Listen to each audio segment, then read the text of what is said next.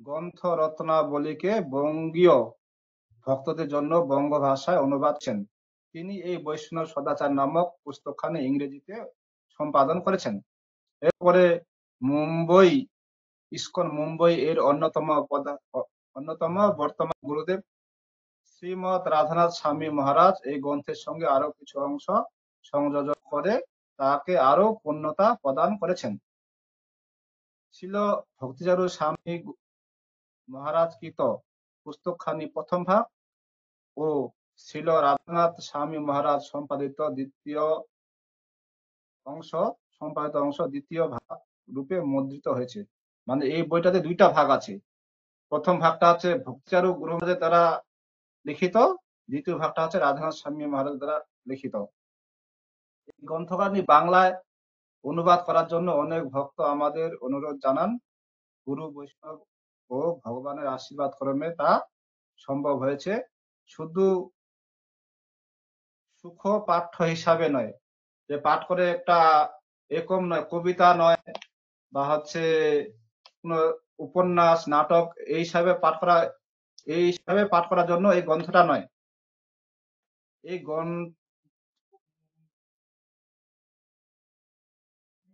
কি উদ্দেশ্যটা কি এইভাবে গ্রহণ না করে আমরা যেন এই পুস্তকের শিক্ষণীয় বিষয়টি আমাদের প্রাত্যহিক জীবনে প্রয়োগ করতে পারি, সে বিষয়ে আমাদের লক্ষ্য রাখতে হবে। বস্তুতঃ বৈষ্ণব সদাচার এক বিশাল বিষয়বস্তু। সমস্ত বিষয়ে এই ক্ষুদ্র পুস্তকে আলোচনা করা সম্ভব নয়। বর্তমান যুগে প্রযোজ্য কিছু গুরুত্বপূর্ণ ও ব্যবহারিক বিষয়ই কেবল এই পুস্তকে উপস্থাপিত হয়েছে। এই গ্রন্থখানির সম্পাদনের জন্য যে সমস্ত ভক্ত বিভিন্নভাবে আমাকে সহযোগিতার হাত বাড়িয়ে দিয়েছেন, আমি তাদের নিকট চিরকৃতজ্ঞ। শ্রদ্ধেয় ভক্তবৃন্দের নিকট এই গ্রন্থের ব্যাপারে সহায়ক পরামর্শ কামনা করি।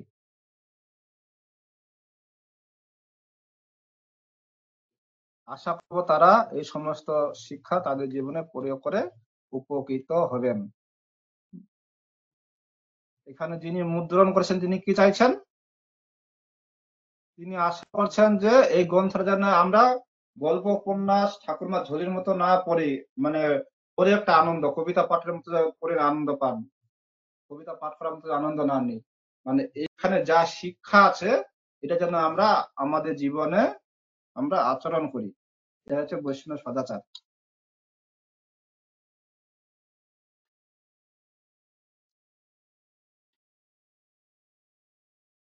এবং লাস্টে বলছে যে আপনারা যদি আরো কিছু পরামর্শ দিতে চান তো দিতে পারেন। ভূমিকায় বলছেন যে শ্রী চৈতন্য মহাপ্রভু ছিল সনাতন গোস্বামীকে বৈষ্ণব স্মৃতি মানে হরি ভক্তি বিলাস গ্রন্থ প্রণয়ন করতে উপদেশ দেন। চৈতন্য চরিতামৃতে এটা হচ্ছে মধ্যলীলায় 24 অধ্যায় 334 থেকে 344 নম্বর শ্লোক আছে।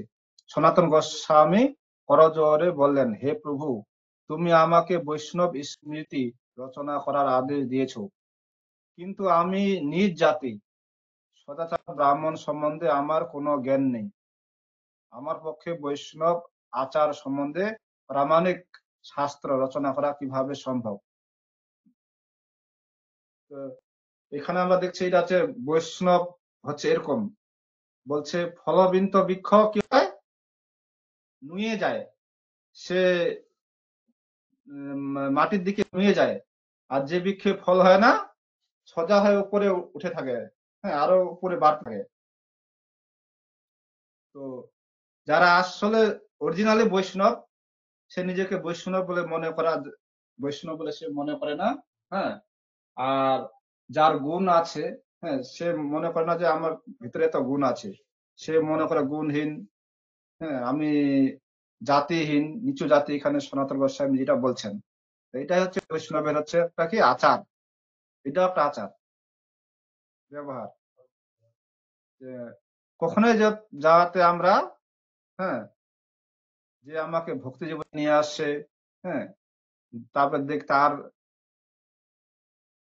আমি দোষ গুণ খুঁজে পাচ্ছি আর ওইগুলাকে উপরের সামনে বলে বেড়াচ্ছি। হুম, তবে এমন এত আমি পণ্ডিত হয়েছি গুরুদেবের থেকেও বেশি জানি, এরকম যাতে না হয় সেটা এখানে সনাতন গোস্বামী আমাদের শিখাচ্ছেন যে আমি নিচু জাতি, সদাচার সম্বন্ধে আমি কিছু জানি না, অথচ তিনি বিধৌত একজন পণ্ডিত,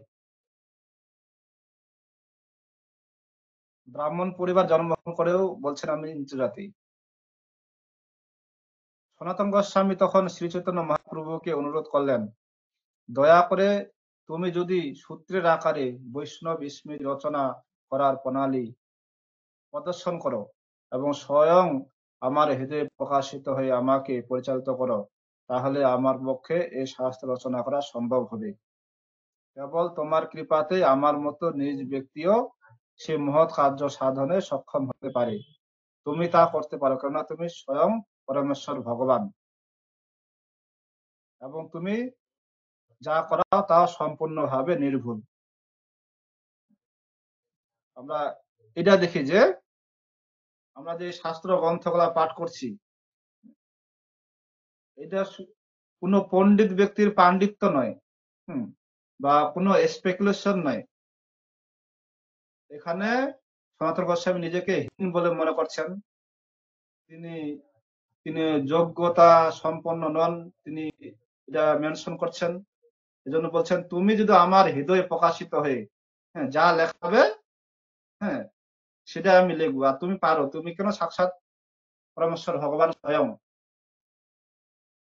জীবের নিস্তার লাগি নন্দ সুত হরি, হুম, ভুবনের প্রকাশ হন কি গুরু রূপ ধরি।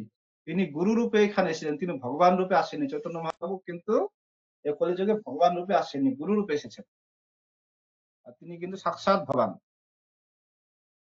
এই জন্য স্বয়ং ভগবান চৈতন্য মহাপ্রভু এরকম স্বরূপ গোস্বামী, শুধু সনাতন গোস্বামীকে নয়, এরকম স্বরূপ গোস্বামীকে, রায় রামানন্দকে, স্বরূপ দামোদরকে এরকম শিক্ষা দিয়েছেন। আমরা সেই পরম্পরায় আছি। এজন্য আমাদের কোনোদিন মনে করা উচিত নয় যে এই হরে কৃষ্ণ করে কি কিছু হবে, এইসব শাস্ত্র গ্রন্থ এগুলো পাঠ করে কি কিছু হবে, এর থেকে মানে কোটি কোটি টাকা কামাই করলে ভালো, বা সহজিয়া বৃন্দাবনে গিয়ে, হ্যাঁ, ওই বাবাজি শিব বাবাজির কাছে দীক্ষা নিব, এটা কোনোদিন আমাদের মনে করা আছে না। আমরা যেটা আছি একেবারে প্রামাণিক পন্থায় আছি। আর এটা দেখানোর জন্য আমার পরমার্থ গুরুদেব শ্রী শ্রীমৎ জয়প্রতাপ স্বামী গুরু মহারাজ, হ্যাঁ, হংস বাহন শিব আছে, ঋতু দিব সেটা, সেখানে কন্দ ফুল সাধারণত যেটা করি ফোটেনি, তখন তিনবারে কম দিচ্ছিলেন যে এটা যদি আমাদের এই সংস্থাটা যদি গুরু পরম্পরা থাকে তাহলে ফুলটা ফুটে যাক। ফট করে ফুলটা ফুটে গেছে করি ফুল, যদি বহুবার যদি মানে সঠিক জিনিসটা প্রদান করে তা ফুটে যাক এরকম। তবে আরেকটা যেন কি ভুলে যাচ্ছি, এরকম সবাইকে দেখিয়েছেন সে শ্রী শ্রীমৎ জয়প্রকাশ গুরু মা, যে আমরা যে আছি এটা একটা সঠিক রাস্তায় আছি। আর বলা হয়েছে যে সঠিক রাস্তায় সঠিক বৃক্ষে আছি, চৈতন্য মহাপ্রভুর বৃক্ষ। এখন কোন বৃক্ষে যখন ফল ধরে, কোনটা ফল আগে পাকে, কোনটা ফল পরে পাকে, হ্যাঁ, কোনটা ফল আবার কি এরকম আগে পরে পাকে আর কি, মেনে দেয়। কিন্তু ফল যদি পচে যায় বা ঝরে যায়, হ্যাঁ, তাহলে সে কি হবে, মানে পুরষ্ট হতে পারবে না, পাকতে পারবে না, অন্যকে মিষ্টতা প্রদান করতে পারবে না। তবে আমরা যদি এইভাবে এই পথে যদি লেগে থাকি, আমরা আমরা যদি এখন কচি অবস্থা থাকি, কচি ফল, তাহলে কি হবে, কচি ফল কি করে, ঘাস লাগে, একটা হচ্ছে, তারপরে পুষ্ট একটু হলে টক লাগে, আর একটু পুষ্ট হলে, হ্যাঁ, টকটা কম হয়, পাকলে একেবারে মিষ্টতা হয়।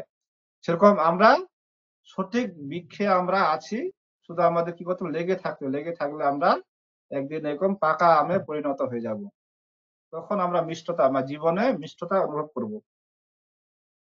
যখন আমাদের কাছে ওই কচি আমের মতো লাগবে, ঝাঁঝালো, ঝাঁঝালো না কি তিতা, কি বলে এটা, ভাষায় মনে আসছে না।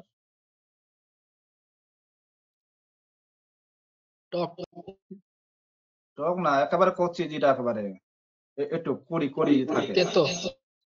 কষা তেতো কষতে থাকে, আর একটা কষতে থাকে একটা ঘাস। কষতে কষকস লাগে। কষা কষা, হ্যাঁ, মেন জিনিসটা কষাটাই মনে আসে না, কষা লাগে। তো ভক্তি জীবনে প্রথমে আমাদের এরকম ভক্তি জীবনটা কষা লাগবে, কিন্তু করতে করতে করতে করতে আমাদের লেগে থাকতে হবে। লেগে থাকলে কি হবে, আমাদের এই ভক্তি জীবনটা একদিন মিষ্টতায় পরিণত হবে। শ্রী চৈতন্য মহাপ্রভু তার উত্তরে বললেন, তুমি যা করতে চাইবে তারই প্রকৃত তাৎপর্য শ্রীকৃষ্ণ তোমার কাছে প্রকাশিত করবেন। তবু যেহেতু তুমি আমাকে সূত্র নির্দেশ করতে বলেছ, তাই আমি তোমাকে কিছু ইঙ্গিত দিচ্ছি। বৈষ্ণবের সর্বপ্রথম কর্তব্য সদ্গুরুর আশ্রয় গ্রহণ করা। চৈতন্য চরিতামৃতে বলা আছে, ব্রহ্মাণ্ড ভূমিতে পুনঃ ভাগ্যবান জীব গুরু কৃষ্ণ প্রসাদে পায় ভক্তি লতা বীজ। হ্যাঁ, আপনি যারা চাষ করেছেন, আপনারা তো সবাই শহরের লোক, গ্রামের লোক আমার মতো, তারা বুঝতে পারবেন। চাষ করছেন, খুব এক চাষ দিলেন, লাঙ্গল দিয়ে 2 চাষ দিলেন, 3 চাষ দিলেন, কিন্তু আপনি কোনো বীজ বপন করলেন না, তাহলে কোনো ফসল আপনি ফলাতে পারবেন? হ্যাঁ, কোনো ফসল ফলাতে পারবেন না, বরঞ্চ ঘাস আগাছা এসবে জমে যাবে। বরং চাষ করেছেন, এই জন্য গুরুদেব কি দেন? গুরুদেব দেন ভক্তি লতা বীজ দেন। হ্যাঁ, ব্রহ্মাণ্ড ভূমিতে কোনো ভাগ্যবান বীজ গুরু কৃষ্ণ প্রসাদে পায় ভক্তিলতা বীজ। কৃষ্ণের কৃপায় গুরু মেলে, গুরুর কৃপায় কৃষ্ণ মেলে। এজন্য প্রথমে কৃষ্ণের কৃপা হয়, যখন কৃষ্ণের কৃপা হয় তখন আমরা এরকম সদ্গুরুর সাক্ষাৎ লাভ করি। আর যখন সদ্গুরুর কথা মতো আমরা চলে জীবনটাকে পরিচালিত করি, তখন সাক্ষাৎ ভগবান শ্রীকৃষ্ণকে আমরা লাভ করতে পারি। প্রথমে কৃপা, তার সাক্ষাৎ ভগবানের দর্শন লাভ করতে পারি। ওই জন্য এখানে বলা হয়েছে যে বৈষ্ণবের সর্বপ্রথম কর্তব্য হচ্ছে সদ্গুরুর আশ্রয় গ্রহণ করা। একটা বলা আছে চৈতন্য চরিত্রে, আশ্রয় লইয়া ভোজে কৃষ্ণ তাহে নাইতে যে। হ্যাঁ, আশ্রম মরে অকারণ। যে আশ্রয় করে যে কৃষ্ণের ভজনা করবে, হ্যাঁ, কৃষ্ণ তাকে কবুও ত্যাগ করবে না। কিন্তু যে ডাইরেক্ট এরকম কৃষ্ণ ভজনা করবে, আমি বড় কৃষ্ণ ভক্ত, হ্যাঁ, কৃষ্ণ তাকে গ্রহণ নাও করতে পারে। কিন্তু গুরু গ্রহণ করলে, এবং সৎগুরু, কৃষ্ণ তাকে কোনদিন ত্যাগ করবে না, যতক্ষণ গুরু না ত্যাগ করছে। কিন্তু গুরু ত্যাগ করলে আবার কৃষ্ণ কোনদিন গ্রহণ করবে না। একটা শ্লোক আছে যে, গুরু রুষ্ট হলে কৃষ্ণ নাখিবারে নারে, আর কৃষ্ণ রুষ্ট হলে গুরু রাখিবারে পারে। এটা চৈতন্য চরিতামৃতের ভাষা। এজন্য আমাদের কায় মনোবাক্যে গুরুর সন্তুষ্টি বিধান করা উচিত। তোমার গ্রন্থে তুমি, এজন্য এখানে বলছে তোমার গ্রন্থে তুমি গুরুর লক্ষণ, শিষ্যের লক্ষণ, মানে গুরুর কি কোয়ালিটি, একজন সদ্গুরুর কি কোয়ালিটি থাকবে, শিষ্যের কি কোয়ালিটি থাকবে। শিষ্যের জানি, গুরু মানে সদ্গুরু, গুরু পরম্পরা থাকবেন। এরকম চৈতন্য মহাপ্রভু থেকে যেমন গোস্বামীরা থেকে গুরু পরম্পরা থাকবেন সদ্গুরু, আর নিজের জীবনে তিনি 4টা নিয়মকে, 4টা পাপ কর্ম থেকে তিনি দূরে থাকবেন। নিজের জীবনে তিনি আচরণ করবেন, হচ্ছে গুরু। আর শিষ্যের লক্ষণ হচ্ছে, শিষ্য হচ্ছে মেন হচ্ছে আনুগত্য শিকার। আনুগত্য শিকার, শাসনকে স্বীকার করা, এটাই হচ্ছে শিষ্যের প্রথম লক্ষণ। আমি অনেক বড় শিষ্য হয়ে গেলাম, অনেক পণ্ডিত হয়ে গেলাম, কিন্তু আমার আনুগত্য না থাকে, হ্যাঁ, তাহলে আমি শিষ্য নই। কিন্তু প্রথম দিকে কি থাকে, প্রথম দিকে শিষ্যের গুরুকে পরীক্ষা নিতে হবে, ইনি সদ্গুরু না অসৎগুরু, হ্যাঁ, না ভণ্ড গুরু, আমাকে পরীক্ষা করে নিতে হবে। কিন্তু যাকে তার গুরু বলে আমাদের বরণ করা উচিত নয়। এই জন্য প্রথমে আমাদের হচ্ছে বলা হয় শ্রবণ দশা। প্রথমে শ্রবণ করতে হবে, গুরু কে, সদ্গুরু কে, অসৎগুরুকে শ্রবণ দশা বলা হয়, শ্রবণ দশা। তারপরে হচ্ছে মনন দশা, এটা মনন করতে হবে, আমি কি শুনলাম। মনন করা, তারপরে বরণ দশা, কাকে বরণ করবো, সদ্গুরুকে। আর যদি সদ্গুরুকে বরণ না করি, অসৎগুরুকে বরণ, তাহলে কি মরণ দশা। এবং গুরু শিষ্যকে পরীক্ষা করবেন। যদিও আমাদের ইসকনে গুরুরা ডাইরেক্ট পরীক্ষা করেন না, গুরুদেবের যে রিপ্রেজেন্টেটিভ, ওখানকার দায়িত্ব দেওয়া হয়, তারা পরীক্ষা করে নেন। এজন্য আমাকে ভয় লাগে। আমি একদিন এখানে দীক্ষার পরীক্ষা নিতে গেছি, হ্যাঁ, এটা পারে না, সেটা পারে না, এটা পারে না। তাই যারা আন্ডারে আমি নিতে গেছিলাম, তো ওনাকে বলছি আমি কি এনাকে পাস করে দিব না ফেল করে দেবো, আমার হিসাবে তো ফেল। বলছে পাস করতে, পাস করতে। আমি যদি এটা করি, আমি কিন্তু ওনাকে দিইনি, আমি করলে আমার ওই পাপটাকে গ্রহণ করতে হবে। এই জন্য, হ্যাঁ, এরকম না যে গুরুদেবকে পাপটা গ্রহণ করতে হবে। আমি দীক্ষার জন্য রেকমেন্ড করছি মানে ও যোগ্যতা সম্পন্ন হয়নি মানে ওই পাপটা আমাকে নিতে হবে, সে যদি জীবনে ভুল করে। এজন্য আমরা কি করি, মিনিমাম 6 মাস ধরে আমরা প্র্যাকটিস করি যে আমি এটাকে সারা জীবনে পালন করতে পারবো কি পারবো না। এজন্য আমাদের মিনিমাম 6 মাস, 1 বছর, 2 বছর ধরে আমাদের এগুলো প্র্যাকটিস করা উচিত। প্রথমে আমি কি ভূতি আনন্দ পাচ্ছি, আমি কি থাকতে পারবো, নিজেকে পরীক্ষা করা উচিত। তারপরে গুরু শিষ্যকে পরীক্ষা, শিষ্য গুরুকে পরীক্ষা করে নেবে। কিন্তু আগেকার মতো যদি হতো, গৌর কিশোর দেবাজি মহারাজ যেভাবে পরীক্ষা করেছেন ভক্তি সিদ্ধান্ত সরস্বতী ঠাকুরকে, হ্যাঁ, তবে লোকনাথ দাস বাবাজি মহারাজ যেভাবে পরীক্ষা করছেন কাকে, নরোত্তম দাস ঠাকুরকে, হ্যাঁ, ওরকম পরীক্ষা করতো গুরুদেব ডাইরেক্ট এখন ইসকনের, তাহলে আমি ফেল, শিষ্য হওয়ার আমি, আমার কোনো যোগ্যতাই নাই, পুরা ফেলিওর। আমরা শুধু জাস্ট ধরে হাতে পায়ে বাস পাস হয়ে যাচ্ছি। এরকম যাতে আমরা না করি, আমরা যাতে কোয়ালিটি গুলো অর্জন করি। একজন শিষ্য হওয়ার কি কোয়ালিটি হওয়া দরকার, পরম আরাধ্য ভগবান রূপে ভগবানের বর্ণনা, হ্যাঁ, এবং ভগবান কৃষ্ণ যে স্বয়ং ভগবান, এটা বর্ণনা করো। এখানে চৈতন্য মহাপ্রভু সনাতন গোস্বামী বলছেন, সনাতন গোস্বামীজি সমস্ত বীজ মন্ত্রের বিচার তুমি বিশ্বধায় বর্ণনা করো। বীজ মন্ত্র যেটা গায়ত্রী মন্ত্র, দ্বিতীয় দীক্ষা, সেক্ষেত্রে ইনিশিয়েশন, মন্ত্র গ্রহণের যোগ্যতা, মন্ত্র সিদ্ধি, মন্ত্র গ্রহণ যোগ্যতা। এই জন্য আগে নিজের যোগ্যতাটা আমাকে তৈরি করতে হবে, আগে চাষ করতে হবে। চাষ না করে যদি বা বীজ বপন করা হয়, হ্যাঁ, একটা হচ্ছে বললাম চাষ করলাম, বীজ বপন করে নাই, বা আরেকটা হচ্ছে বীজ বপন করে দেওয়া হলো, জায়গাটাকে তৈরি করা হয়নি, হ্যাঁ, তাহলেও সেখানে ওই বৃক্ষ আর বেড়ে উঠবে না, আগাছায় খেয়ে ফেলবে।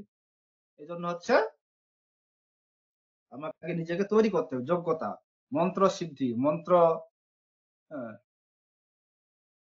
যাতে আমি এন্টারটেবলি ভাবে জপ করি, হরে কৃষ্ণ কৃষ্ণ কৃষ্ণ হরে হরে, হরে রাম রাম রাম হরে হরে। একবার বলেছিলাম যে এটা হচ্ছে 16টা নাম, যাতে প্রত্যেকটাই আমরা এট্রাকটিভলি ভাবে শ্রবণ করি, হ্যাঁ, এই নামের ওখানে যে ধ্যান দিই, এটা হচ্ছে কলিযুগের ধ্যান। তা মন্ত্রের শোধন, শোধন মানে আমি যে হরে কৃষ্ণ মন্ত্র করছি, জপ করছি, অন্যকে একজন টিচার হিসাবে রাখা আছে। আমি যে করছি এটা কি কোথাও ভুল হচ্ছে কি, তুমি শুনো তো আমার জবটা কিরকম হচ্ছে, হুম, এইটা। তবে দীক্ষা, তারপরে এরকম যখন সবকিছু আমার নিজেকে কনফার্ম করে নিলাম, তখন আমি দীক্ষা নিতে হবে। তারপর পাত পিত্ত, হুম, প্রাতকালের মঙ্গল আরতি, আমাদের যা কীর্ত, হুম, প্রথম ব্রাশ করা, স্নান করা, বাহ্য ক্রিয়া ত্যাগ, এইগুলা। তারপর হচ্ছে শৌচ, শুচিতা আমাদের বজায় রাখা, বাহ্য আর অভ্যন্তর সূচি, বাহ্যিকভাবে সূচি, স্নান করে মন্ত্র সংগ্রহ, অভ্যন্তর সূচি, আচমন ইত্যাদি বিষয় আলোচনা করবে। সকালে দন্ত ধাবন করা, স্নান করা উচিত। পরমেশ্বর ভগবান ও গুরুদেবকে প্রণতি নিবেদন করে বন্দনা করা উচিত। শুধু সকালেও নয়, আমাদের এনডিপিতে শিখিয়েছে শোয়ার সময়, হুম, আমরা যে চোখ বন্ধ করছি, হ্যাঁ, পরের দিনে কি আমার সূর্যের মুখ আমি কি দেখতে পাবো, হ্যাঁ, কোনো গ্যারান্টি নেই। এজন্য শোয়ার সময় আমাদের গুরুদেবকে, ভগবানকে স্মরণ করে প্রণাম করে, হ্যাঁ, আরাধ্য ইষ্টদেবকে প্রণাম করে আমাদের চোখ বন্ধ করা উচিত। তারপরে চোখ যখন খুলবো, আবার যখন আমি আলোক, সূর্যের আলোক দেখতে পেলাম, তখন আবার প্রণাম করে ওঠা উচিত। গুরুদেবকে সেবা করা উচিত এবং শরীরে দ্বাদশ অঙ্গে ঊর্ধ্ব কুন্ড বা তিলক ধারণ করা উচিত। আমরা জানি যে আমরা নিচ থেকে এবং উপরের দিকে তিলক টানি। হুম দেহে ভগবানের নাম, শঙ্খ চক্র আদি ভগবানের দিব্য অস্ত্র ধারণ করা উচিত। অনেকে নাম লেখে।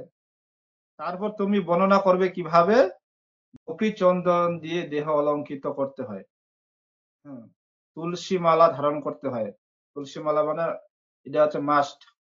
কেউ ভক্ত হলো তুলসী মালা ধারণ করলো না, বা এটা একটা উদাহরণ দেয়, কুকুর, রাস্তায় অনেক কুকুর ঘুরে, কিন্তু যে কুকুরের গলায় বেল্ট লাগানো থাকে, হ্যাঁ, ওই কুকুরকে কেউ মারতে ভয় পায় বা ঢেল ছুটতে ভয় পায়, কেননা তার একজন মালিক আছে। কিন্তু যে কুকুরের বেল্ট নেই গলায়, যে কেউ লাঠি পিটাবে, ঢেল ছুড়বে, হ্যাঁ, তার কোনো মালিক নাই, জানে। আর বেল্ট আছে মানে মালিক আছে, তো ভয় পায়। সেরকম হচ্ছে এই গলা যে তুলসী মালা থাকে, তাহলে কি হবে, ওই দূতেরা আছে, বিশেষ করে আমাদের কাছে আর আসবে না। একটা কাহিনীও আছে কম, যে একটা লোক টায়ার্ড হয়ে গেছে, রাস্তা পথে যেতে টায়ার্ড হয়ে গেছে, তার বটবৃক্ষের নিচে সে শুয়ে আছে। তো কোনো কারণে ওই ওই বটবৃক্ষের উপরে একটা আছে বক বসেছিল। বকের মল সাদা হয়, ঠিক করে তার কপালে মল ত্যাগ করেছে। আর ওই সময় তার মানে মৃত্যু হয়েছে। আবার যমদূত চলে আসছে তাকে নিতে। নিতে এসে দেখতে দেখতে ওর কপালে কি তিলক। দূর থেকে তারা এটা বিচার করেনি যে এটা হচ্ছে কি বকে হেগে দিয়েছে। তারা দূর থেকে দেখে বলছে তিলক, বাবা এর কাছে যাওয়া যাবে না। তো এটা হচ্ছে তিলক ধারণ করার মাহাত্ম্য। যদি বকের পায়খানা দেখে যদি যমদূত না আসে, তাহলে আমরা যখন অরিজিনালে তিলক ধারণ করব, হ্যাঁ, তাহলে আর এখন তুলসী মালা এবং গলায় দেবো, তাহলে যমদূত আমাদের কাছে আসতে পারবে না। এবং তুলসী পত্র আরোহণ করতে হয়, এটা ভগবানের সেবায় ভগবানের চরণে দেওয়ার জন্য।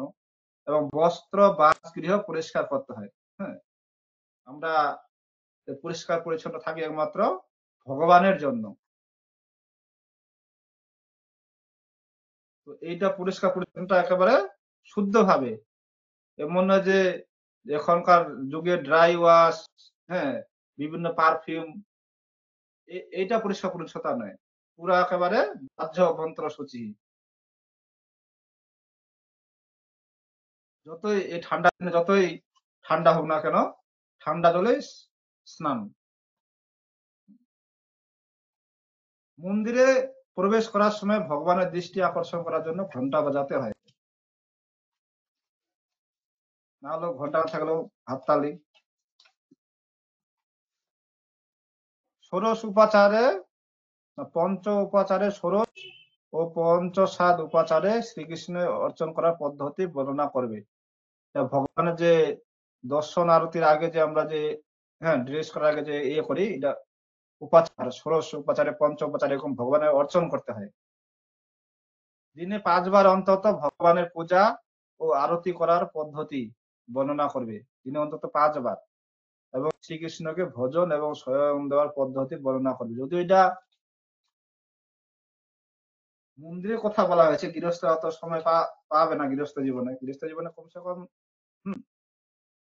2 বার যাতে আরতি হয়, সকাল সন্ধ্যা। আর হচ্ছে যা খাওয়া হবে ভগবানকে ভোগ লাগিয়ে।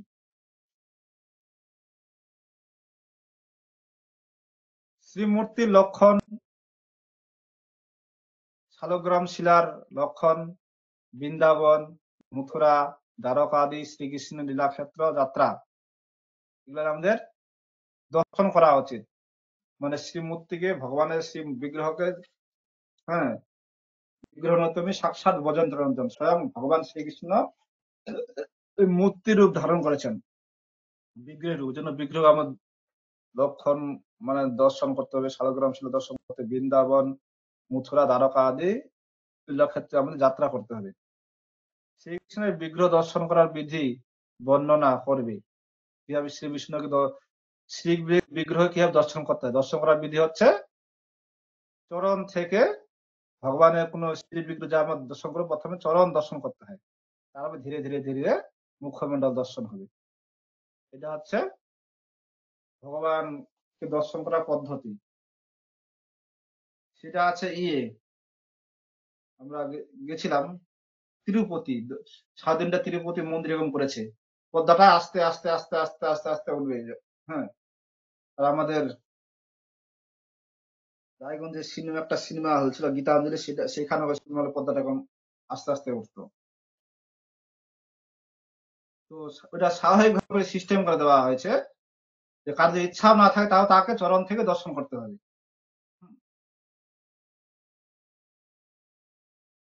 ভগবানের নামের মহিমা কীর্তন, ভগবানের নাম এই কলিযুগের, এটা হচ্ছে এখানকার বস্তু নয়, এটা হচ্ছে গোলকের প্রেম ধন হরিনাম সংকীর্তন। গোলক বৃন্দাবন থেকে চৈতন্য মহাপ্রভু নিয়ে এসেছেন, গোলকেশ। হ্যাঁ, তিনি গোলকের ব্যক্তি, এখানকার ব্যক্তি নাম। এটা আমাদের মহিমা কীর্তন করতে হবে। নাম অপরাধ সাবধানে বর্জন করার কথা বর্ণনা করবে। নাম অপরাধ, আমাদের নাম অপরাধ, দশবিধ নাম অপরাধ আছে। হম, এই দশবিধ নাম অপরাধ থেকে আমাদের মুক্ত থাকতে হবে। আর সব থেকে বৈষ্ণব অপরাধ, হ্যাঁ, আমাদের বৈষ্ণবের চরণে অপরাধ না করি, জেনে বুঝে যে না করি, মানে কোনো কারণে হয়ে গেছে তাহলে যদি আমরা ক্ষমা চাই। এটা হচ্ছে সব থেকে একেবারে ভক্তি জীবনে হচ্ছে ইম্পর্টেন্ট জিনিস। বৈষ্ণব অপরাধ হয়ে গেলে আর আনন্দ থাকবে না মনে।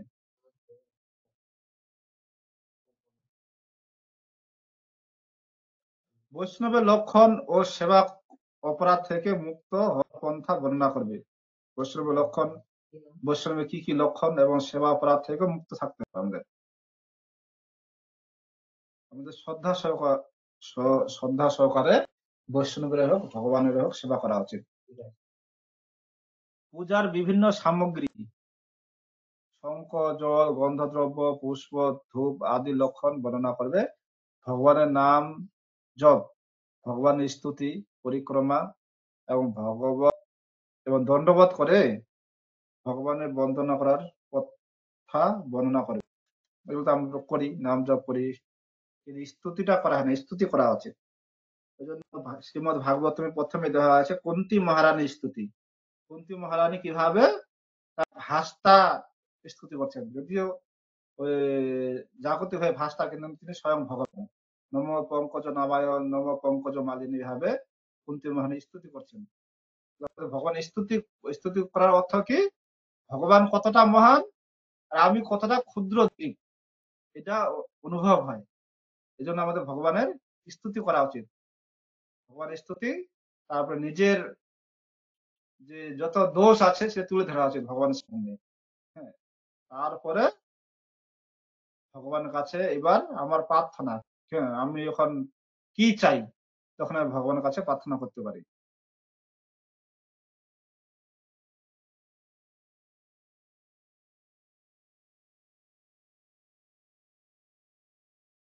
পুরস্চরণের বিধি, পুরস্চরণ এটা আমি নিজে বুঝতে পারছি না। কৃষ্ণ প্রসাদ ভোজন, হ্যাঁ, শ্রীকৃষ্ণকে অনিবেদিত বস্তু ত্যাগ এবং বৈষ্ণব নিন্দাদি বর্জন সম্বন্ধে বর্ণনা করো। এই দুটা খুব ইম্পর্টেন্ট ভক্তি জীবনে। আমরা যাতে ভগবানকে নিবেদন না করে কোনো কিছু গ্রহণ না করি। হ্যাঁ, সমস্ত কিছুই ভগবানের সম্পত্তি। ভগবানকে নিবেদন না খেলে আমি একটা কি হয়ে গেলাম, চোর। হ্যাঁ, সবকিছু ভগবানের, আমরা শুধু যে দখল করে আছি, এটা হচ্ছে খুব অপরাধ। আর একটা হচ্ছে বৈষ্ণব নিন্দা, একটা অপরাধ, একটা নিন্দা। নিন্দাটা হচ্ছে যেরকম আমাদের জয়নী বা পঙ্কজানীপুর আছে, যেখানে দেখবে বৈষ্ণব নিন্দা হচ্ছে, কিন্তু শুনে সঙ্গে সঙ্গে ওই জায়গা থেকে পালিয়ে যাবে। ওরা কোনোদিন বৈষ্ণব নিন্দা শোনেন না। সাধু লক্ষণ, সাধু সঙ্গ, সাধু সেবা। সাধুর লক্ষণ আমরা জানতে হবে, কে সাধু কে সাধু, সাধু সাধু সঙ্গ করতে হবে, সৎ সাধু, সাধু সেবা করতে হবে, অসৎ সঙ্গ ত্যাগ। শ্রীমদ্ ভাগবত আদি শাস্ত্র গ্রন্থ নিয়মিত পাঠ, শ্রীমদ্ ভাগবত, গীতা, চৈতন্য চরিতামৃত এগুলো নিয়মিত পাঠ করার নির্দেশ দিও। স্বয়ং চৈতন্য মহাপ্রভু সনাতন গোস্বামীকে বলছেন। ভক্তদের মনে রাখতে হবে শ্রীকৃষ্ণকে অনিবেদিত কোনো কিছুই গ্রহণ করা যাবে না। এবার এটা দুইবার করে বলছেন, মানে এটা এটা হচ্ছে আমাদের ভক্তি জীবনে খুব ইম্পর্টেন্ট। হ্যাঁ, দুইবার করে কথা আরেকবার এখানে বলছেন, ভগবানকে নিবেদন না করে আমরা কোনো কিছুই না গ্রহণ করি। এই সম্বন্ধে আমাদের খুব সাবধান থাকতে হবে। আমাদের ভক্তদের মধ্যে প্রায় অনিবেদিত খাদ্য গ্রহণের প্রবণতা দেখা যাচ্ছে। শুধু নিরামিষ হলে যথেষ্ট নয়, আমাদের শুধু কৃষ্ণ প্রসাদই গ্রহণ করার কথা। হ্যাঁ, বাজে কিছুই নয়। যথাসম্ভব অনিবেদিত খাদ্য গ্রহণের ব্যাপারটি এড়িয়ে চলতে চেষ্টা করা হচ্ছে। কেউ যখন ভ্রমণে অথবা প্রচারে গিয়েছে সে আলাদা কথা, তবু আহারের পূর্বে তার শ্রীকৃষ্ণের নিকট নিবেদন করে নিতে চেষ্টা করা উচিত। মানে খুব আমরা চলন্ত ট্রেনে চলন্ত বাসে চলছি, খিদা পেয়েছে, হ্যাঁ, ভগবান নিবেদন করে নি, ওই সময় কি করব? কমসে কম একটু জল টল চিটা দিয়ে শুদ্ধ জল ভগবানকে মনে মনে আমাদের নিবেদন করা উচিত। হুম। শাস্ত্র গ্রন্থাদি অধ্যয়ন করার জন্য সর্বদা তৎপর থাকা উচিত। তৎপর, এটা হচ্ছে কি উপদেশ সমিতিতেও বলা হয়েছে যে উৎসাহ নিঃশ্বাস ধৈর্যাত তত্তৎ কর্ম প্রবর্তনাৎ সঙ্গতাকা সত্যতে সর্বের ভক্তি বিনশ্বতি। আমাদের কি করতে হবে? সবসময় তৎপর উৎসুক থাকতে হবে, ভগবান শাস্ত্র গ্রন্থ অধ্যয়ন করার জন্য উৎসুক, ভগবানের সেবা করার জন্য উৎসুক থাকতে হবে, এনার্জি থাকবে, অরিজিনালে থাকে। আমার এরকম ছিল যে প্রচারে আমাকে প্রথম প্রচার করতে দিয়েছে, তারপরে রান্না করতে দিয়েছে। রান্না তো সকালবেলা 1.5-2 ঘন্টার মধ্যে রান্না হয়ে যায়, বিকাল বেলাটা হচ্ছে ওরকম 1.5-2 ঘন্টা বা একটু বেশি লেখা করলাম 3 ঘন্টা লেগে গেল। তারপরে বাকি সময়টা কি করবো? বাকি সময়টা আবার বুক ব্যাগ নিয়ে পাশের যে স্কুল মার্কেট, যেখানে আমি যে বাড়ি থাকতাম ওখানে চলে যেতাম। এত উৎসাহ ছিল। তারপরে হচ্ছে যখনই মায়াপুরে আসলাম, মায়াপুরে এসে যে আমরা তখন 20 দিন 25 দিন থাকি, আর মায়াপুরে আসলেই শরীর অসুস্থ, শরীর জ্বর। হ্যাঁ, আর মানে এরকম সেবা না করলে অসুস্থ, সেবা করলে সুস্থ। হ্যাঁ, এরকম আমাদের হওয়া উচিত, এরকম আমার ছিল আগে। এখন এই কারণে বৈষ্ণবের সঙ্গে একটু মনোমালিন্য হয়ে গেল। হ্যাঁ, এজন্য আমাকে সেই কারণে আমি এখানে এসেছি। আমারও বৈষ্ণব চরণে অপরাধ হয়েছে, দেখলে বোঝা যায়, কথাবার্তা শুনলেই।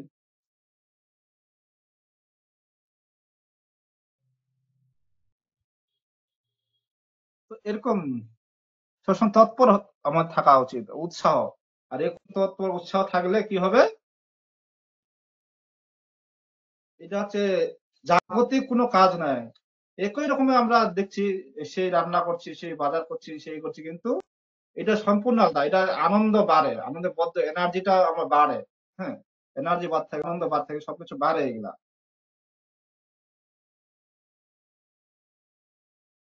আজকে শুনলাম যে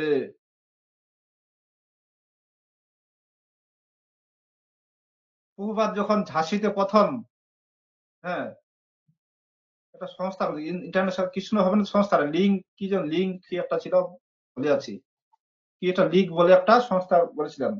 হুম, কিন্তু প্রথম একজনকে দীক্ষা দিয়েছিলেন সে ঝাঁসিতে, মানে আমেরিকা যাওয়ার আগে, যে শুভ সময় গুরু মহারাজের আজকে প্যারেন্ট কালকে আজকে অধিবাস।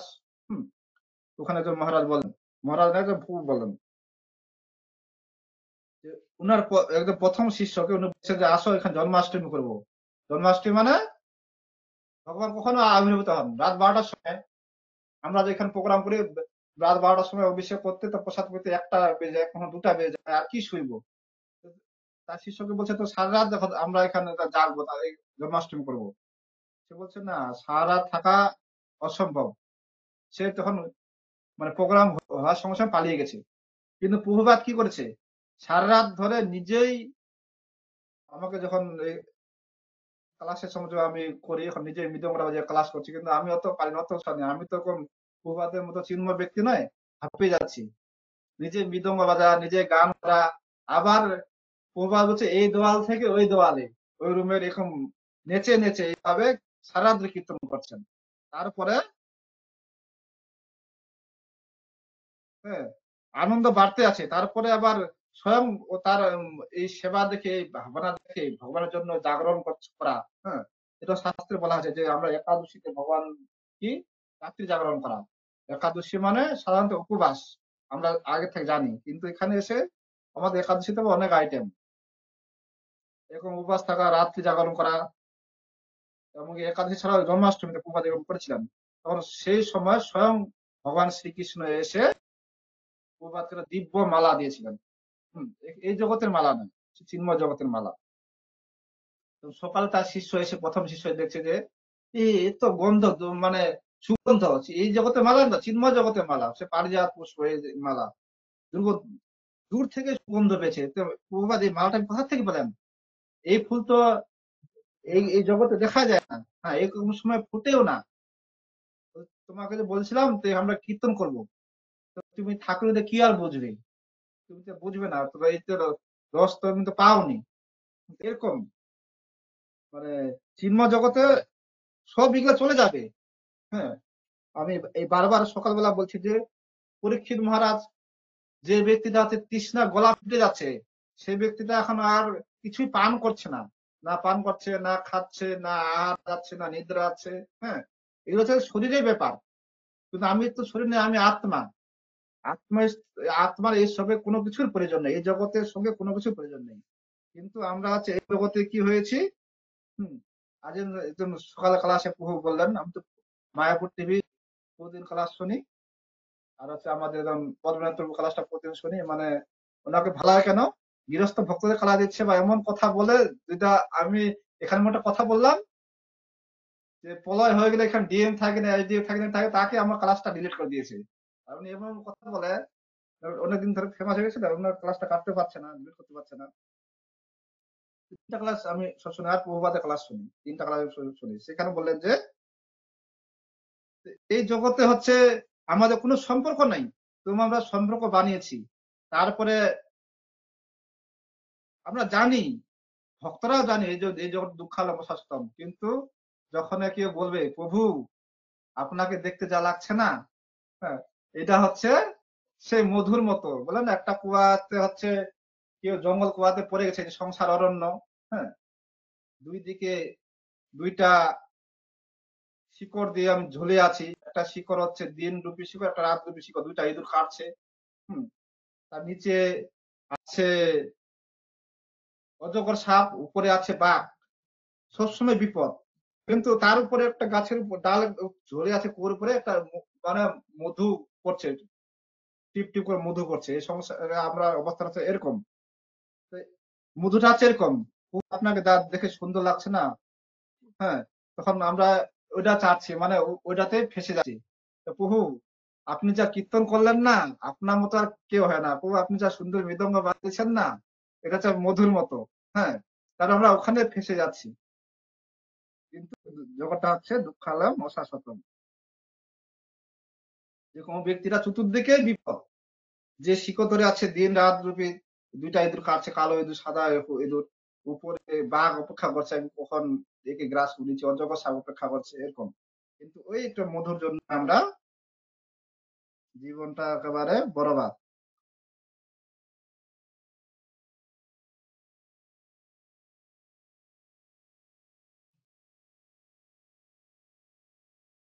শাস্ত্র গ্রন্থ, হ্যাঁ, আমরা দেখতে পাই কিভাবে শিল প্রভুপাদ আমাদের সংস্থায় শিল সনাতন গোস্বামী নির্দেশগুলি প্রবর্তন করেছেন। শিল প্রভুপাদ কিন্তু এই সনাতন গোস্বামী, সরব গোস্বামী যা লিখেছেন, ওনারা তো সংস্কৃতে লিখেছিলেন, ওইটাই উনি ইংলিশে ট্রান্সলেট করেছেন, আবার সরল ভাষায়, হুম, ইজি ল্যাঙ্গুয়েজে, যেরকম ভক্তি সিদ্ধান্ত সরস্বতী ঠাকুর ভাষা, যেরকম এটা একটা বই আছে, এই বইটা পড়লে আপনি বুঝতে পারবেন। পড়া হয় না, আমি সকালে এগোতে গিয়ে ওইটার কাহিনীগুলো করা হয় না। ও এখানে তো আছে এই জায়গায় একটা বলছে যে উপাখ্যান উপদেশ এর ভাষা বা যে কোনো বই যখন ভক্তিসাধক ঠাকুর পড়বেন ভাষা দেখবেন টাব আছে।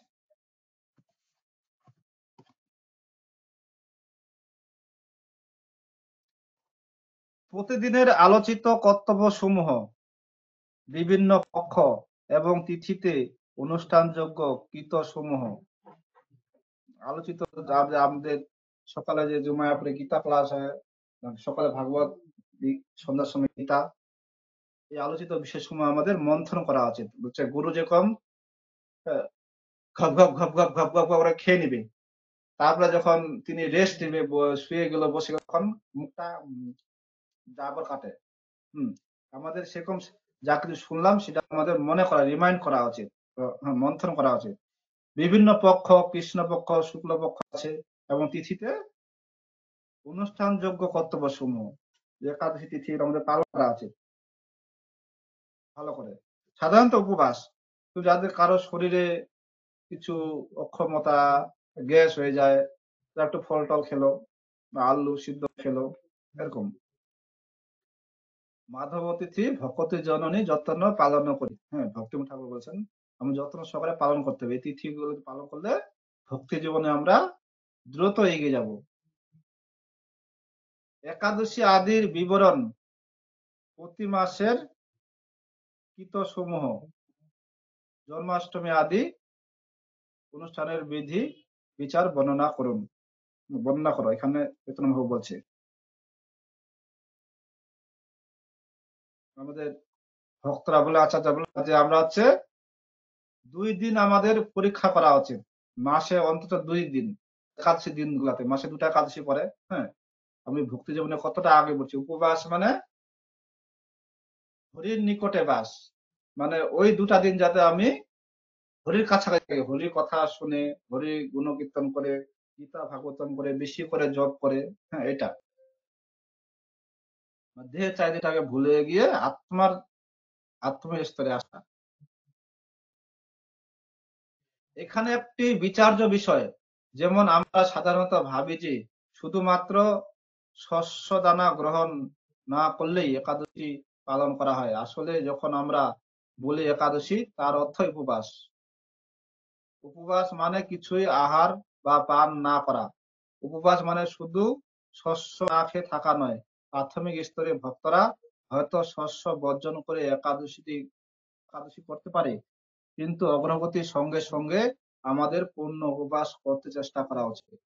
এছাড়া বিশেষ তিথিতে 24 ঘন্টা জাগরণের কথাও বলা হয়ে থাকে। সেই সব তিথিতে সর্বক্ষণই জাগ্রত থাকতে হবে। এই সম্বন্ধে আমি পুরোটা আগে বলে দিয়েছি। আমি যখন একাদশী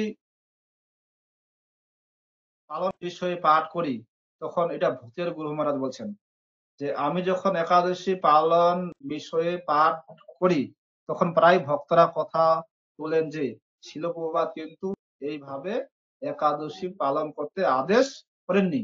কিন্তু ভক্তি রসান্ত সিন্ধু গ্রন্থে শিল প্রভুপাদ বলেছেন যে ভক্তরা সারা রাত্রি শ্রবণ কীর্তন করে, উপবাস করে হরিবাসর করতে পারে। হরিবাসর একাদশীর দিন রাত জেগে মন্দিরে, আমাদের মায়াপুরে হতো, মাঝে মাঝে হয়, মাঝে মাঝে হয় না, এরকম মায়াপুরে হয়ে যায়, মাঝে মাঝে সারা রাত কীর্তন চলে। তাহলে শিল প্রভুপাদ আমাদের যথার্থই রাত্রি জাগরণ করতেও বলেছেন। এটা খুব একটা কঠিন কাজ নয়। আনন্দে থাকলে দিন যাচ্ছে না রাত যাচ্ছে, হ্যাঁ, সেটা আসলে বোঝা যায় না। আমাদের কখন আমাদের দিন বড় হয় বা রাত বড় হয়, যখন আমরা দুঃখে থাকি। একাদশী, জন্মাষ্টমী, বামন দ্বাদশী, রাম নবমী এবং নৃসিংহ চতুর্দশী পালন করার নির্দেশ দিও। যে মাধব তিথি একাদশী ছাড়াও যে এগুলা তিথিগুলো আছে, এগুলো আমাদের অবশ্যই পালন করা উচিত। বৃদ্ধা একাদশী বর্জন করা ও শুদ্ধা একাদশী পালন করার বর্ণনা করবে। ওরা এটা বর্ণনা করেছে সম্ভবত। তোমরা লক্ষ্য করে থাকবে, কখনো কখনো আমরা একাদশী তিথিতে উপবাস না করে দ্বাদশী তিথিতে উপবাস করে থাকি। তার কারণ ওই একাদশী বিদ্যা থাকে। তার অর্থ হলো দশমী তিথি একাদশীর সঙ্গে মিশে যায়। বিদ্যা মানে এখানে আছে যেদিন একাদশী বলে সেদিন আবার দশমী তিথিও থাকে, মানে দুইটা মিক্স হয়ে যায়। ওই জন্য অনেক একাদশী আমরা একাদশীতে পালন করি না, দ্বাদশী তিথিতে পালন করি। দশমী তিথি যদি একাদশীকে ছুঁয়ে যায় তবে তা মিশ্র বা বিদ্যা একাদশী, এটাকে মিশ্র একাদশী বলা হচ্ছে। সে একাদশী আমরা ইস্কন ভক্তরা পালন করি না, বরং দ্বাদশীতে উপবাস করি। বলা হয়েছে এই রকম ক্ষেত্রে দ্বাদশীতে উপবাস করা একাদশী অপেক্ষা 1000 গুণ বেশি ক্ষমতাশালী। এটা আমাদের মনে রাখতে হবে। অনেক জায়গায় গৌরীয় মঠ বাইরের লোক একাদশী মতো পালন করে, তখন ইস্কন ভক্ত তোমরা আজকে কেন পালন করছো, কালকে কেন পালন করছো, তখন আপনারা এই কথাটা বলবেন যে এই একাদশীতে দশমী তিথিতেও আছে, একাদশীর সঙ্গে দশমীও যুক্ত হয়ে আছে। ওই জন্য এটা হচ্ছে মিশ্র একাদশী হয়ে যাচ্ছে, এই জন্য আমরা দ্বাদশীতে একাদশী করি। একাদশীতে অরুণোদয় বিদ্যা ত্যাগ, অরুণোদয় সূর্য যখন উদয় হয়, সেটা হচ্ছে কি বিদ্যাটা ত্যাগ হয়ে যায়। বিদ্যা মানে ওই মিশ্র যে দ্বাদশী একাদশী এটা ত্যাগ হয়ে যায়, এবং অন্য ব্রতে সূর্যোদয় বিদ্যা ত্যাগ করে অবিদ্যা ব্রতই পালনীয়। অন্য এই জন্য অন্য ব্রত মানে দ্বাদশীতে সূর্যোদয়, সূর্য যখন হবে তখন বিদ্যা ত্যাগ করে অবিদ্যা দ্বাদশী ব্রতই পালন করা হচ্ছে বাঞ্ছনীয়। বিদ্যাব্রত পালনে দোষ হয় এবং অবিদ্যাব্রত পালনেই ভক্তি হয়। অবিদ্যা মানে যেটাতে দশমী যুক্ত থাকে না। সর্বদা পুরাণের বাণী উল্লেখ করে প্রণাম দেবে। সর্বদা কি পুরাণের বাণী উল্লেখ করে কি প্রমাণ দেবে, পুরাণ ওটা বলছি প্রমাণ প্রমাণ প্রুফ। হ্যাঁ, যে অনেক কিছু প্রশ্ন করে আপনি এই কথাটা কোথা থেকে বলছেন, তখন আমরা পুরাণ, হ্যাঁ, ভাগবতম, গীতার আমাদের কি রেফারেন্স প্রুফ দিতে হবে। এবং ভগবানের শ্রীমূর্তি এবং বিষ্ণু মন্দির তৈরি করার লক্ষণ, বিষ্ণু মন্দির তৈরি করার লক্ষণ বর্ণনা করো। ভগবানের শ্রীমূর্তি লক্ষণ। আমরা এমনি মূর্তি পূজা করি না, আমরা কি যখন কোনো বিগ্রহ নিয়ে আসি তখন সেখানে প্রাণ প্রতিষ্ঠা করা হয়, যজ্ঞ করা হয়। ওই মূর্তি আর মূর্তি থাকে না, সাক্ষাৎ ভগবান সেখানে বিরাজ করেন। মন্দির তৈরি করার কিছু নিয়ম বিধি আছে, এমনি মন্দির তৈরি করলে হবে না। যেরকম আমরা ঘর বাড়ি তৈরি করি ইঞ্জিনিয়ার দিয়ে, এমনি তৈরি করি না। যখন বড় বিল্ডিং করব, হ্যাঁ, যাতে বিল্ডিংটা ভেঙে না পড়ে, কত রকমের প্ল্যান করি। সাধারণ সদাচার এবং বৈষ্ণব আচার সম্বন্ধে বর্ণনা করো। সাধারণ যে সদাচারটা আছে, একটা জেনারেল ক্যারেক্টার আছে, একটা আছে বৈষ্ণব ক্যারেক্টার। স্মৃতি শাস্ত্রের নির্দেশ অনুসারে কর্তব্য এবং অকর্তব্য অনুসরণ করার বর্ণনা করো। স্মৃতি শাস্ত্র অনুসারে যে কোনটা আমার করণীয় এবং কোনটা আমার অকর্তব্য বর্জনীয়, এগুলো আমাদের জানতে হবে। যেরকম আমাদের 4টা পাপ কর্ম আমরা বর্জন করি, একাদশীতে শস্য আহার বর্জন করি, বা কেউ উপবাস থাকে, আহার করে না, এগুলো আছে বর্জনীয়।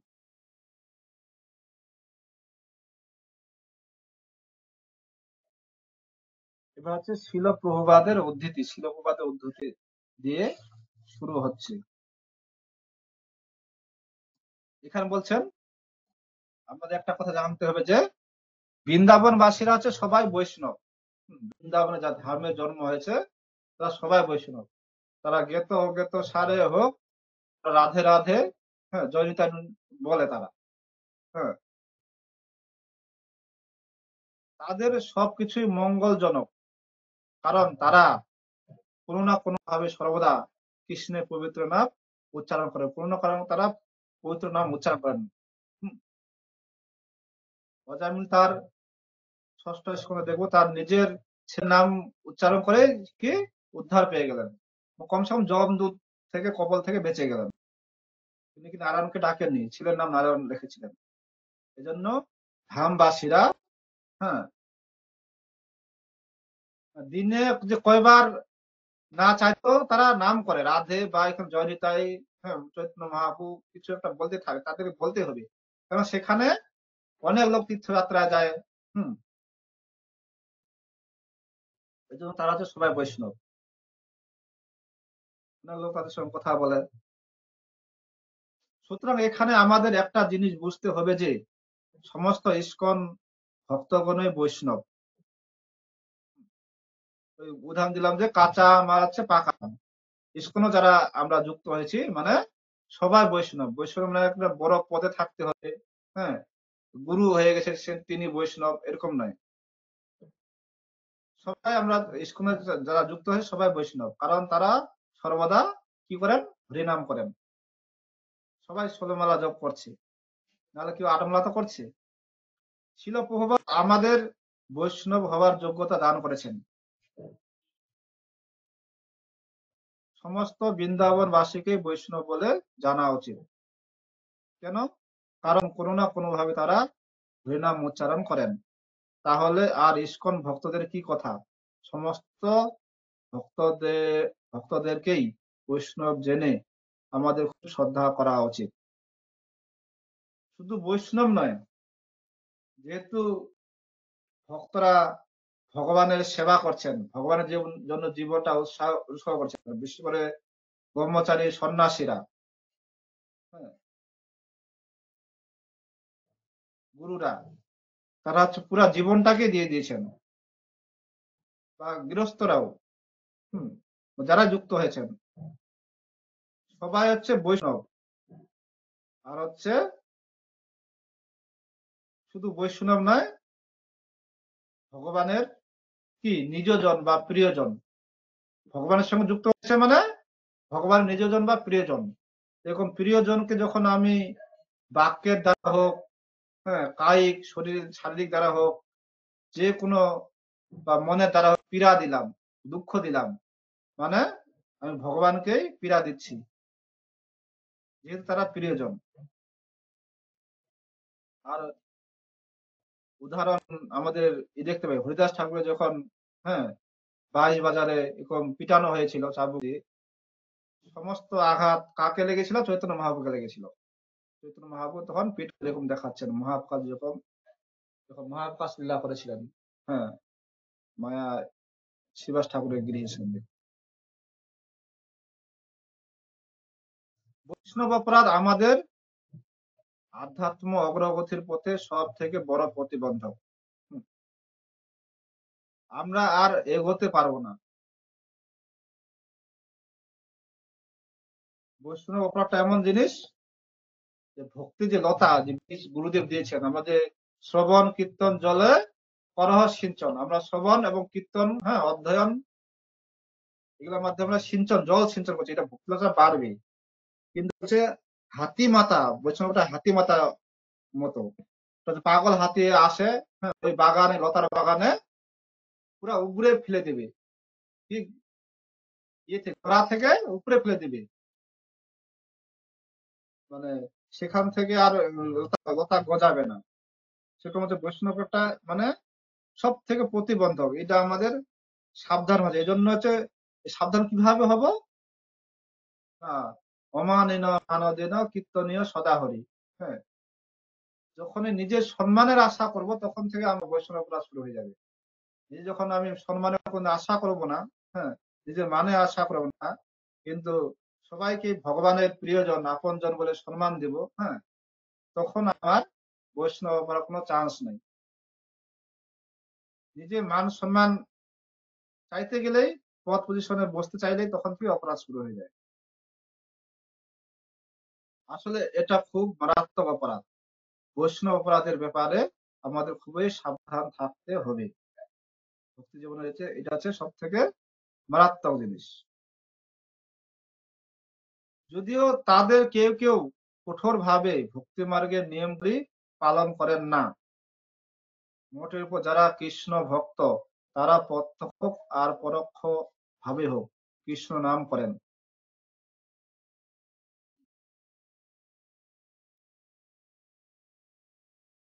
মানে অনেক আমাদের এই যে দেখা যায় যারা ম্যানেজমেন্টে থাকেন, দেখা যাচ্ছে বিজি, আমি দেখে যে তার সঙ্গে 2 দিন ঘুরলাম, হ্যাঁ, বড় ব্যক্তির সঙ্গে জব করার সময় পাচ্ছেন না।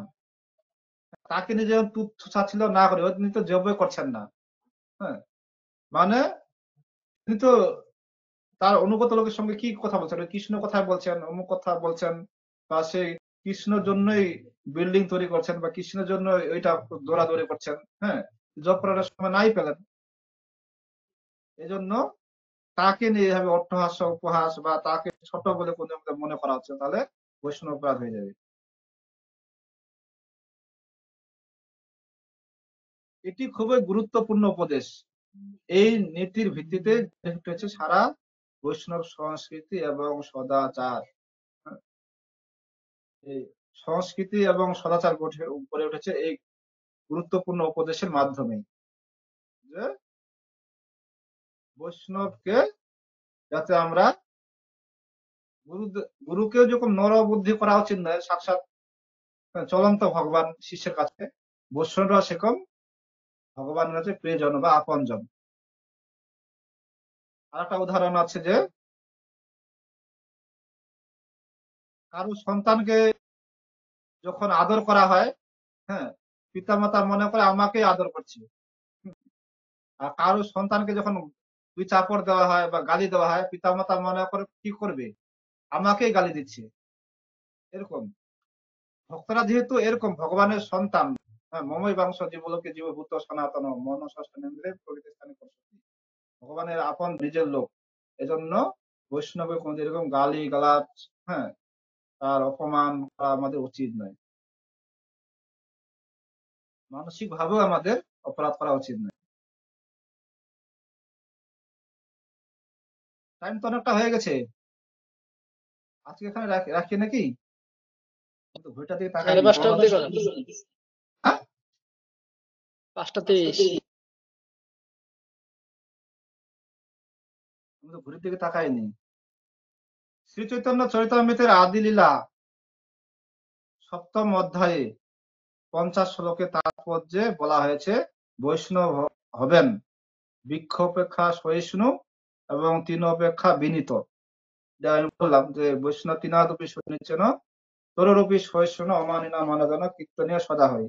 আমাদের সবকিছুই সহ্য করতে হবে।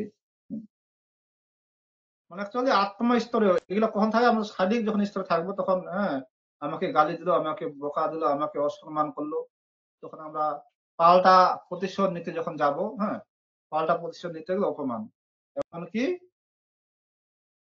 অভিশাপ দিতে গেলেও আমাদের অপরাধ হবে।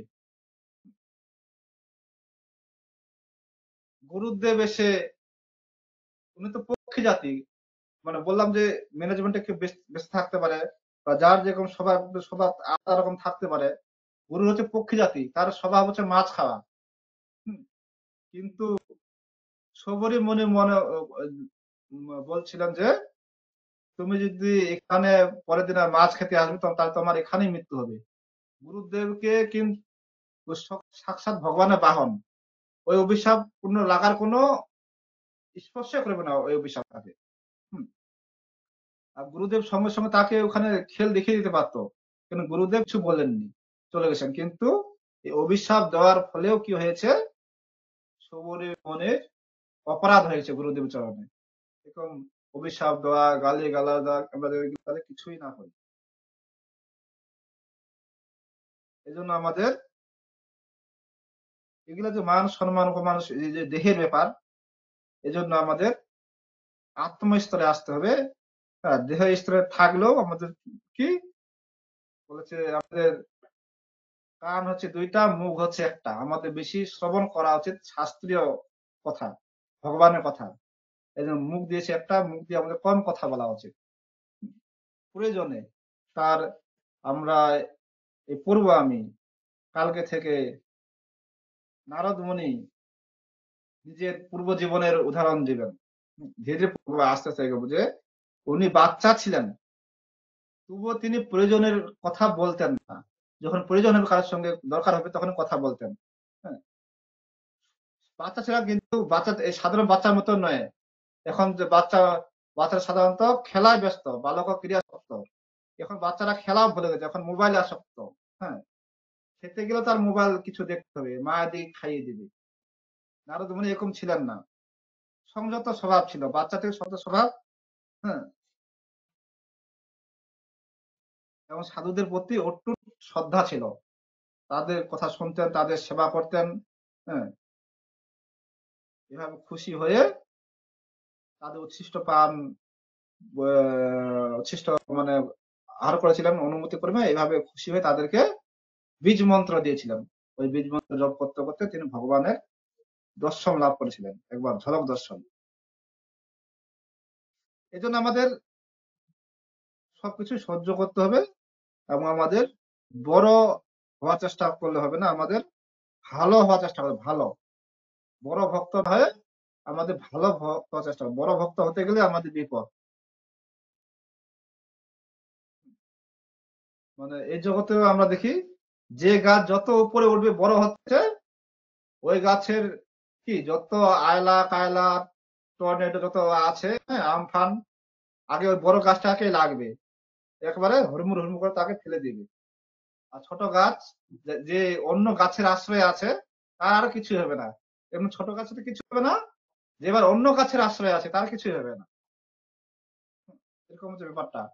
ওই জন্য বলা আছে আমাদের সাধু সঙ্গরূপ আমাদের বেড়ায় থাকতে হবে। সাধুর সঙ্গে থাকলে সাধুদের আমরা সামনাসামনি অতটা নিন্দা মন্দ করতে পারি না, কিন্তু সাধু থেকে আমরা যত দূরে থাকবো আর বেশি নিন্দা মন্দ শুরু হয়ে যাবে, অপরের কাছে বেশি ওর সম্বন্ধে আলোচনা করবো আমরা, নিন্দা মন্দ আলোচনা। কিন্তু সাধুর সঙ্গে যদি থাকি তাহলে সামনাসামনি তার সঙ্গে ওর সম্বন্ধে পরচর্চা পরনিন্দা করতে পারবে না।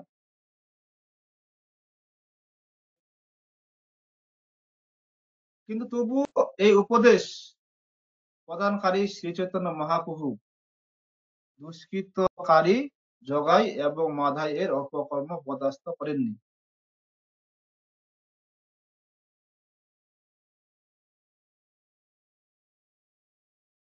চৈতন্য মহাপ্রভু কিন্তু জগার মাধাইয়ের এই দুষ্কৃতকে, যিনি নিতাইয়ের, হ্যাঁ, কপালে কলসি খানা যে আঘাত করেছিল, এই জন্য কি বরদাস্ত করেননি।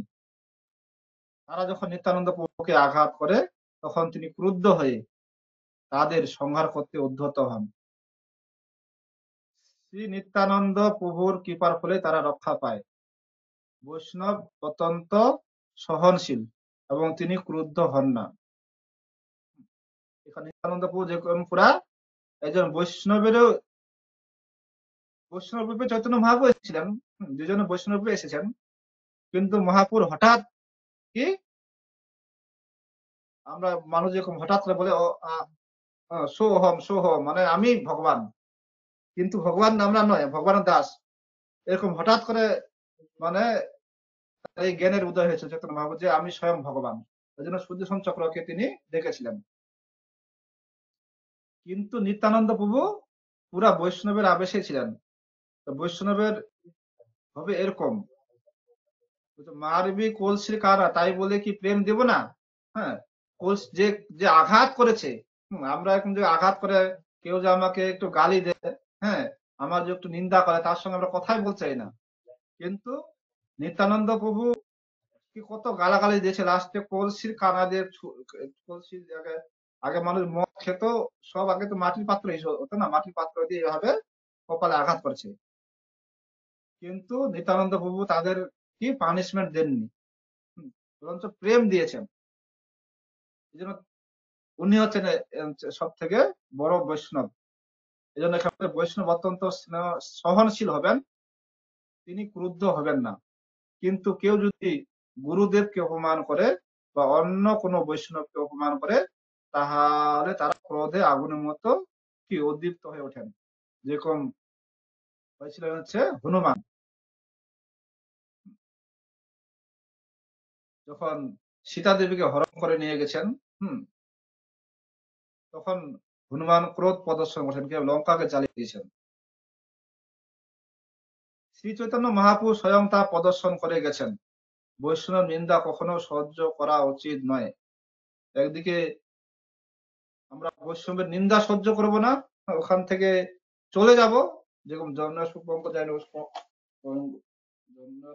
জানব, কখনো শোনেন না, বা তাকে তর্ক বাক তাকে পরাজিত করো, তুমি কেন এরকম কথা বলছো ওনার সম্বন্ধে, এরকম। আর অপর দিকে আমার কেউ নিন্দা মন্দ করছে, হ্যাঁ, আমাকে কেউ গালি দিচ্ছে, তাহলে আমি বিনীত হব এবং কি সহিষ্ণু হব। আমি সবকিছুই নিজের জন্য সবটাই হজম করা উচিত। কেউ যদি বৈষ্ণব নিন্দা করে তাহলে যুক্তি তর্কের দ্বারা তাকে স্তব্ধ করা উচিত। তা করতে না পারলে সেখানে প্রাণত্যাগ করা উচিত। আর তাও করতে না পারলে সেখান থেকে চলে যাওয়া উচিত। আমরা তো প্রাণত্যাগ করতে পারি না, অতটা তো সতীর মতো তো নয়। সতী প্রাণত্যাগ করেছিল যখন তার স্বামীর এভাবে তার ভাই নিন্দা মন্দ করছিলেন, হ্যাঁ, শিবের বিরুদ্ধে, তখন সতী যোগ বলে, হ্যাঁ, অগ্নি উৎপাদন করে দেহটা ত্যাগ করেছিলেন। তখন আবার মৈনা পর্বতের কন্যা হিমালয়ে, হ্যাঁ, পুত্রী রূপে জন্মগ্রহণ করেছেন, তারা আবার শিবের সঙ্গে বিবাহ হয়েছে। তো আমরা তো এরকম পার্বতী সতীর মতো পারবো না, আমাদের তো যোগ্য বলে নাই, দেহ করলে আমরা কথা চলে যাব, ঠিক নাই। আমাদের আবার দ্বৈত হয়ে জন্মগ্রহণ হতে পারে, আত্মহত্যার জন্য আমাদের হচ্ছে সেখান থেকে চলে যাওয়া উচিত যেখানে বৈষ্ণব নিন্দা হচ্ছে। তো টাইম তো ওভার হয়ে গেছে। যা আলোচনা করলাম, আপনাদের এই সম্বন্ধে কোনো প্রশ্ন আছে?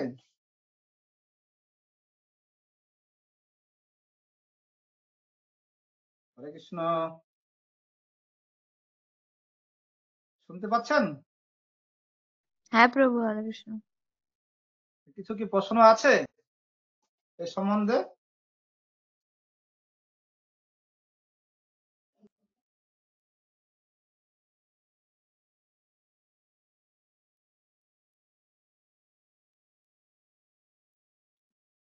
না থাকলে এখানে শেষ করছি।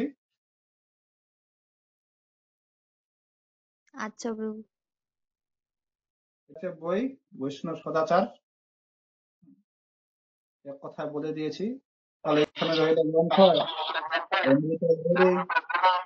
দাদাবাদ প্রণাম প্রভু, হরে কৃষ্ণ। হরে কৃষ্ণ, হরে কৃষ্ণ বলুন।